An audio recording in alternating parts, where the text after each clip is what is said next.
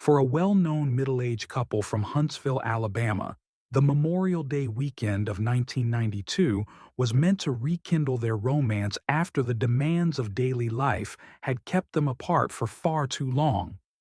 They had no idea that tragedy was just around the corner. At first glance, the case seemed straightforward, a robbery gone horribly wrong. However, an unexpected tip turned the investigation toward two unlikely suspects. But was the final verdict as clear-cut as it seemed, or was justice left undone? Regardless of how Dr. Wilson was killed, the real question remained: who didn't commit the crime?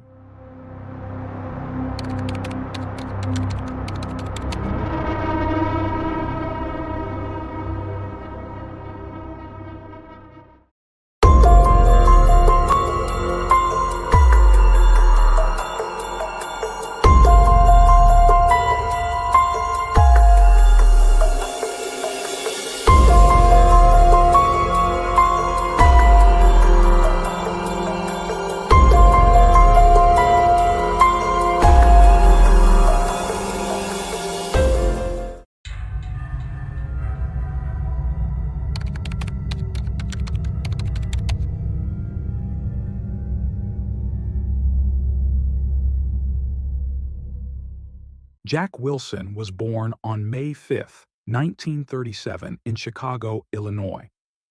Little is known about his early life before he moved to Huntsville, Alabama. He had been married and divorced, with 3 children from his first wife.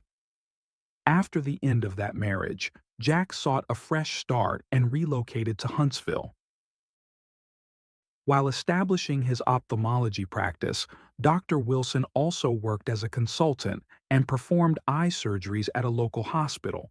Friends, employees, and patients often described him as a kind man with a sharp sense of humor. Jack quickly became a beloved figure in the community, known not only as a gentleman but also as a compassionate doctor. In many cases, he treated patients free of charge if they couldn't afford his medical fees. Love returned to Jack's life when he met his second wife, Betty Woods. She worked as a nurse at the same hospital where Jack was employed. The two grew close while attending to a patient during the same shift. Their whirlwind romance led to Jack proposing, and Betty happily accepted. They married in 1978 and, despite their busy schedules, managed to make their marriage work. Those who knew them saw a deeply devoted couple. Jack often spoiled Betty with expensive gifts and trips, while Betty showered him with love and attention. Together, they lived in a grand brick mansion in an upscale neighborhood. For the next 14 years, they shared a mostly peaceful relationship. However, there were occasional arguments, often over Betty's drinking problems and Jack's demanding work schedule. Adding to their personal troubles was Jack's advanced Crohn's disease, which severely impacted his digestive system and required him to use a colostomy bag, causing strain on their intimate life. But Jack was determined to make things work. With Memorial Day weekend in 1992 approaching, he planned a romantic getaway to Santa Fe, New Mexico, just for the two of them. Sadly, his plans never materialized. On Friday afternoon, May 22, 1992, Jack left his office at 4 p.m.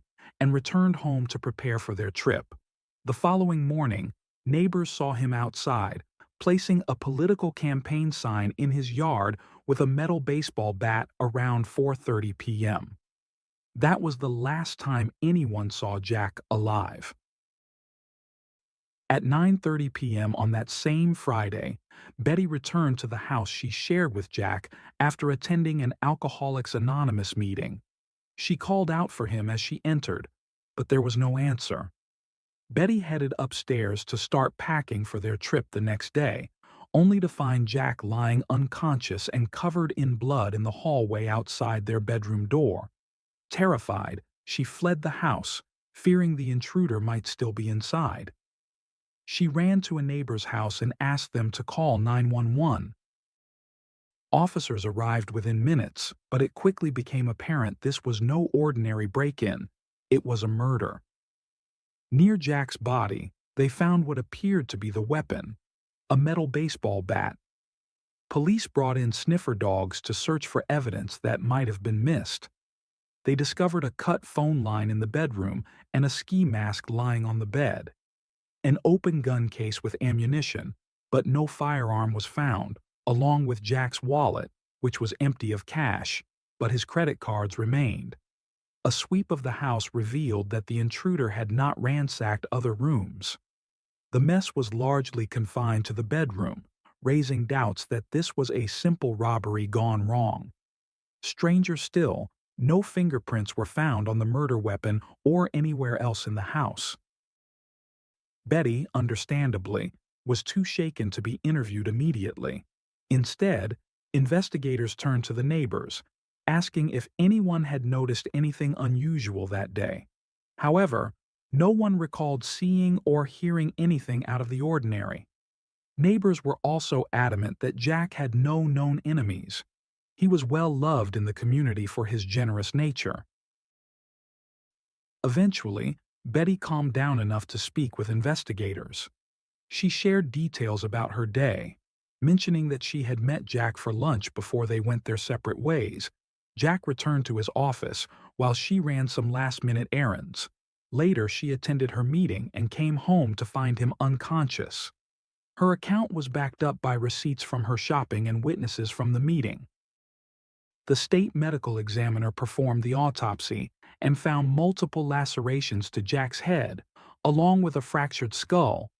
His hyoid bone was broken, indicating strangulation, and he had fractures to his right shoulder and neck, along with stab wounds in his abdomen. His arms were also broken, suggesting he had tried to defend himself. The official cause of death was blunt force trauma to the head and upper body. Although the metal bat was believed to be the murder weapon, it was not immediately handed over for forensic analysis. However, blood found on the bat was later confirmed to match Jack Wilson's blood type. Despite these findings, the case hit a dead end until a woman called the police, claiming she overheard a man talking about being hired to kill a doctor from Huntsville. The man she named was James White. Though the tip was met with skepticism, it was the first real lead in the case, prompting the police to investigate further. Investigators traveled to Vincent, Alabama, where 42-year-old James White lived in a mobile home on the outskirts of town. Since his divorce, James had been working part-time as a maintenance man at Vincent Elementary School. A background check revealed a troubled past. James had been dishonorably discharged while serving in Vietnam and had turned to alcohol and drugs to cope with the trauma. He had been in and out of prison and mental institutions and had been diagnosed with delusional behavior. James had also been involved in a prison escape and a suspected kidnapping. When questioned about his involvement in the case, James, like many criminals, initially gave investigators the runaround. He told half-truths, made contradictory statements, and denied everything at the start of the interview process. However, after 10 hours of interrogation, as dawn broke on a new day, James finally cracked and admitted to being at the Wilsons' home on the night of the murder. He was promptly arrested and charged with the murder of Jack Wilson. A search warrant was issued for James's property. In his mobile home, police found a pair of shoes with bloodstains, and in an abandoned house nearby, they discovered a weapon. In his truck, they found a book of poetry. While in custody, James began sharing several stories, the most significant involving a woman named Peggy, a first-grade teacher at Vincent Elementary School. James claimed he had done some carpentry work for Peggy, who supposedly developed feelings for him and started confiding in him about her unhappiness in her marriage. According to James, Peggy had once floated the idea of killing her husband but later backed out. However, she then asked James if he could help her sister hire someone to kill her sister's husband instead. James claimed he told Peggy he knew someone who could do the job for $20,000, but Peggy responded that it was too much since her sister wasn't in a good financial situation. They eventually settled on $5,000, half to be paid up front and the rest after the job was done. Though James's stories weren't entirely reliable, investigators followed up on the name he provided and soon uncovered a surprising connection between the woman named Peggy and the victim, Dr. Jack Wilson. The name sounded familiar to the investigators, but they couldn't immediately place it. As they reviewed their notes on the Wilson case, they made a shocking discovery. Peggy was the twin sister of Jack's wife, Betty Wilson. This revelation gave investigators more reason to dig deeper into James's story. The evidence collected during the search of James's property further supported this connection. The blood on James's shoes matched Jack Wilson's blood type. The weapon found was registered in Betty Wilson's name, and the book found in James's truck had been borrowed from Betty. With these findings, the investigators began to focus on the sisters, Betty and Peggy. Betty and Peggy were born on July 14, 1945. As fraternal twins, they had two older sisters and a challenging childhood, with their father often venting his frustrations on the family, both emotionally and physically. As they grew older and became teenagers, their differences in personality became more apparent. Peggy was a social butterfly with strong values and was even crowned homecoming queen. Betty, on the other hand, was rebellious, challenging authority and disregarding her parents' rules. She preferred the company of boys and wild parties. Both sisters married right after high school, had children, and eventually divorced. Peggy moved to Vincent, where she met and married a church deacon, dedicating her life to family and the church. In contrast, Betty moved to Huntsville, where she continued her party lifestyle. She enrolled in the nursing program at the University of Alabama, specializing in kidney dialysis. In 1976, she met Dr. Jack Wilson while working as a nurse, and they eventually married. Those close to the couple noticed that Betty thrived on the lifestyle Jack's wealth provided, enjoying the financial benefits that came with it. However, her relationship with her husband was more complicated. Cracks began to show as Jack became overwhelmed with work, spending long hours at the office and away from his new wife. Betty grew bored with his absence and turned to alcohol as a coping mechanism for her loneliness. She often partied late into the night, coming home intoxicated and ready to argue with Jack. Additionally, Jack's illness had become a strain on their relationship. Due to his colostomy, Jack could no longer maintain an intimate relationship with Betty, which led to a breakdown in their physical connection. According to a former housemate, Shirley Green, there was an incident where Jack's colostomy bag came loose during intercourse, causing a mess in the room. This led Betty to lose her temper with Jack. Afterward, she insisted they sleep in separate bedrooms and lead separate lives. Green also testified that Betty openly had affairs, often bringing lovers into the house while Jack was at work. Reports suggested that Betty eventually suffered from a pancreas-related illness and attempted to improve her behavior by joining Alcoholics Anonymous. However, she continued her affairs due to Jack's frequent absences, a fact she admitted to investigators during interviews. Despite their struggles, both Jack and Betty, having endured failed marriages before, were determined not to go through another divorce. Instead, they agreed to give their marriage another shot. It became increasingly clear to investigators that their attempts at reconciliation were merely a facade. The circumstantial evidence against Betty was overwhelming, leading to the arrest of Betty Wilson and Peggy on May 27, 1992, both charged with conspiracy to commit murder. Although investigators and prosecutors had their suspects in custody, they still needed to build a solid case to convict Betty and Peggy. Reviewing all the information gathered during the investigation, they theorized that Betty was motivated by greed. Interviews with those connected to the case suggested that Betty loved the lifestyle Jack's wealth provided but didn't love Jack himself. He had become a burden. Betty remained in custody awaiting trial, while Peggy, with the help of friends, was able to post the $150,000 bail and awaited her court date at her home in Vincent, Alabama. Much of the prosecution's case hinged on the testimony of James White. The district attorney agreed to offer James a plea deal in exchange for his honest testimony at the sisters' trial. The deal allowed James to plead guilty to simple murder instead of capital murder, but with a life sentence without the possibility of parole. James's appointed defense attorney negotiated a plea agreement for James White, reducing the charge to one with the possibility of parole after 7 years or less. James accepted the deal, avoiding the death penalty. After months of interrogation, James finally agreed to testify against Peggy and Betty, providing a more detailed and consistent account of the events. His confession was recorded by the prosecution, where he explained how Peggy came to trust him over time and introduced him to her sister, Betty. His confession also linked the poetry book to the case, detailing how Betty handed him the book containing the agreed-upon money. Betty Wilson's trial began on March 2, 1993. During the trial, James White's repeated confessions and the evidence found at his property were presented in court.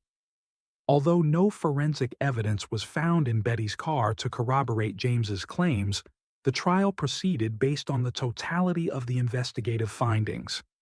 The prosecution focused heavily on Betty's character, portraying her as a manipulative woman driven by greed and dissatisfaction. Witnesses testified about Betty's numerous affairs and her volatile relationship with Jack, highlighting that her motivation for the murder was to inherit Jack's wealth. Betty's former housemate testified that Betty often ridiculed Jack and openly had affairs in their home.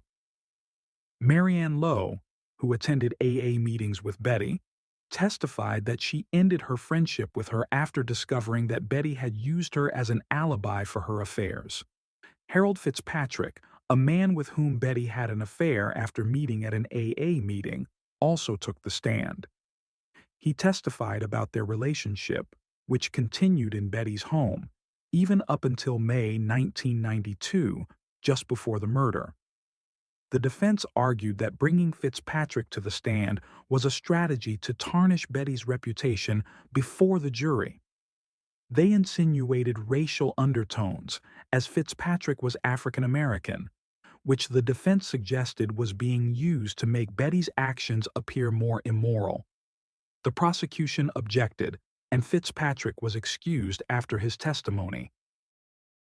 Next, the prosecution presented testimony from the security guards at the park where Betty had allegedly met James. A park guard confirmed that James White had arrived at the entrance and requested permission to retrieve a book from Betty Wilson. Another guard testified that he accompanied Betty to her car where she retrieved the book and asked him to deliver it to James at the gate. Numerous witnesses reported seeing James in the neighborhood in the days leading up to the murder. Additionally, records showed that James had checked into a hotel on May 21, 1992, the day before Jack's murder. Phone records demonstrated frequent contact between James and Betty in the weeks before the murder. The prosecution argued that these interactions, combined with the evidence found in James's truck, pointed to a clear conspiracy between Betty and James. Betty's defense team argued that her interactions with James were purely innocent and that she had been trying to help him with his addiction to alcohol and drugs. They claimed the money given to James was meant to assist him in attending an AA meeting at the park and to reserve a room, not to pay for Jack's murder. After hearing all the evidence and testimonies, the jury deliberated for 2 days before returning with a verdict. They found Betty Wilson guilty of capital murder. The jury concluded that Betty had hired James White to kill her husband, Jack Wilson, in exchange for financial gain from his estate. Betty was sentenced to life in prison without the possibility of parole. 6 months later, Peggy went on trial. A new jury was selected, and Peggy had the advantage of having a new forensic analyst testify on her behalf. James returned to the stand during Peggy's trial, but his confession was now vague and inconsistent, with key details changed, such as the time Betty allegedly picked him up after the murder. The prosecution presented the same evidence and witnesses in Peggy's trial as they had in Betty's. The major difference in Peggy's case, however, was her character. Unlike her sister, no one had anything negative to say about the beloved first-grade teacher. Peggy was portrayed as a devoted wife and mother and a dedicated member of the church, always willing to help those in need. The forensic analyst's testimony was crucial in undermining James's confession and the state's theory of the murder. He argued that James's claim of acting alone was false, suggesting that it would have taken two people to carry out the attack and move Jack's body.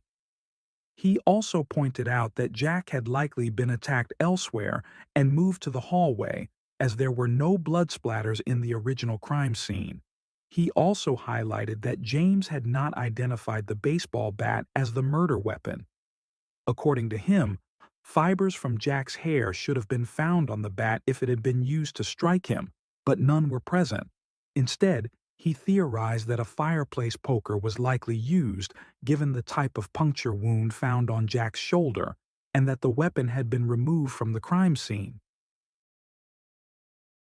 Peggy's defense team argued that she had no motive to conspire to kill her brother-in-law and lacked any malicious tendencies, a fact supported by numerous testimonies praising her character and her role in the church and community. After just 2 hours of deliberation, the jury found Peggy not guilty of all charges. Peggy was acquitted, and the case against her was closed. Life in Huntsville began to return to normal after the sensational murder-for-hire case. But the story didn't end there. In 1994, 1 year after the trials, James White recanted his confession. He claimed that he had been pressured by investigators to testify against Betty Wilson and Peggy in exchange for a lesser charge. In his new statement, White expressed a desire to right the wrong he had done to Betty. He also mentioned that he suffered from blackouts and couldn't remember the events leading up to or during Jack Wilson's murder. Prosecutors warned James that retracting his confession could result in him facing the death penalty. During a second appeal for Betty Wilson, James White invoked his Fifth Amendment right, refusing to answer questions about his prior statements. Over the years, James's story continued to change. He was denied parole in both 2004 and 2020 and remains incarcerated. After her acquittal, Peggy returned to her teaching job and gave numerous interviews over the years, where she continued to assert Betty's innocence. Betty Wilson has exhausted all her appeals, with the court remaining firm in its conviction that she was responsible for conspiring to hire a hitman to kill her husband, Jack Wilson. Despite James White's ever-changing story, the court believes his initial confession during Betty's trial was credible and provided key evidence leading to her conviction. In 2006, while incarcerated, Betty remarried former Marine Robert Campbell, who had become fascinated by her case after watching an episode of 48 Hours about it. However, Alabama law does not permit conjugal visits.